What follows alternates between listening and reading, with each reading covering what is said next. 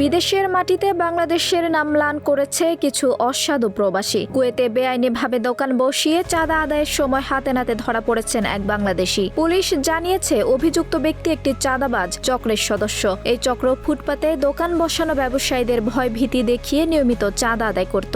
এমনকি কিছু প্রবাসী বাংলাদেশিও এই চক্রের সঙ্গে জড়িত বলে অভিযোগ রয়েছে। কুয়েতে ফুটপাতে দোকান বসানো সম্পূর্ণ নিষিদ্ধ এবং কঠোর শাস্তিযোগ্য অপরাধ। কিন্তু দীর্ঘদিন ধরেই শহরের অলিগলিতে, মসজিদের সামনে, এমনকি জনবহুল এলাকায় প্রবাসীরা বসাচ্ছেন অস্থায়ী দোকান। পুলিশ জানায় এসব দোকানকে কেন্দ্র করেই গড়ে উঠেছে একটি সক্রিয় চাঁদাবাজ নেটওয়ার্ক। বহু ভুক্তভোগী নিয়মিত হুমকি ও হয়রানির অভিযোগ করছিলেন। তাদের তথ্যের ভিত্তিতেই তদন্তে নামে কুয়েতের নিরাপত্তা বিভাগ।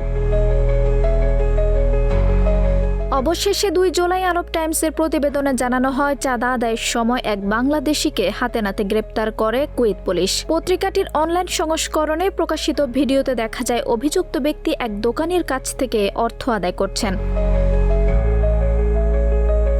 পুলিশের পক্ষ থেকে জানানো হয়েছে চক্রটির আরও সদস্যদের শনাক্ত করে দ্রুত আইনের আওতায় আনা হবে। অভিযুক্তদের বিরুদ্ধে একাধিক ধারায় মামলা হয়েছে, যার মধ্যে রয়েছে চাঁদাবাজি, বেআইনি অর্থ আদায় এবং হুমকি প্রদর্শন।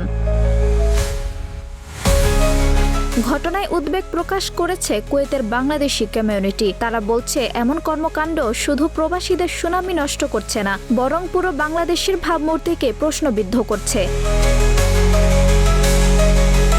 আঞ্জুম হক আরবি, প্রজন্ম 24।